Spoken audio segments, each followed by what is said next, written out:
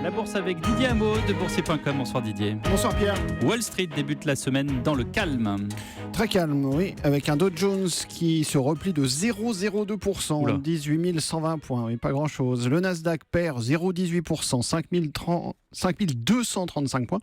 Le marché américain guette la réunion de la Réserve fédérale demain et mercredi, qui devrait déboucher sur un statu quo monétaire, même s'il reste une toute petite probabilité que la Banque centrale américaine monte ses taux directeurs mercredi soir. C'est toutes les semaines les réunions de la Réserve fédérale ? Non, c'est tous les 2 mois. Tous les 2 mois, d'accord. Le pétrole reprend un petit peu de hauteur, 43,45$ le WTI, plus 0,45% sur l'espoir d'un accord de gel de la production entre les pays producteurs.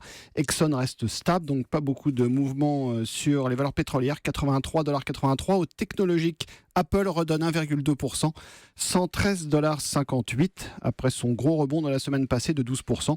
Et puis IBM gagne 0,6%, mais Microsoft 7,06%, donc pas vraiment de variation. L'euro remonte légèrement, 1,1175 face au dollar. La bourse de Paris a rebondi ce lundi après une semaine dernière en berne. Oui, plus 1,43%, un joli rebond, 4394 points, même s'il n'y avait pas énormément de volume. En attendant le verdict donc de la Réserve fédérale mercredi soir, le marché a surtout profité de ce sursaut des prix du pétrole. Ça a permis à Total de regagner 2,7%.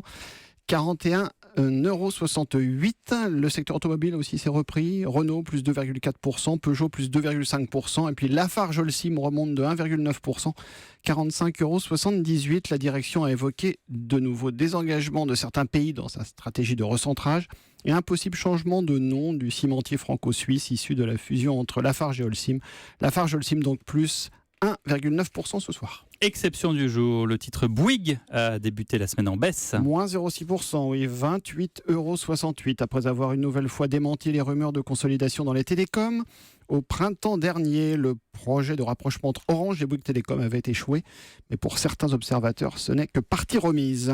Ailleurs, sur les autres places financières, Francfort gagne 0,9%, avec Madrid, Bruxelles aussi monte de 0,7%, Milan prend 1,2%, Londres plus 1,5%. On rappelle donc le CAC 40 en hausse d'1,43%, 4394 points. Merci Didier Hameau, le reste sur boursier.com.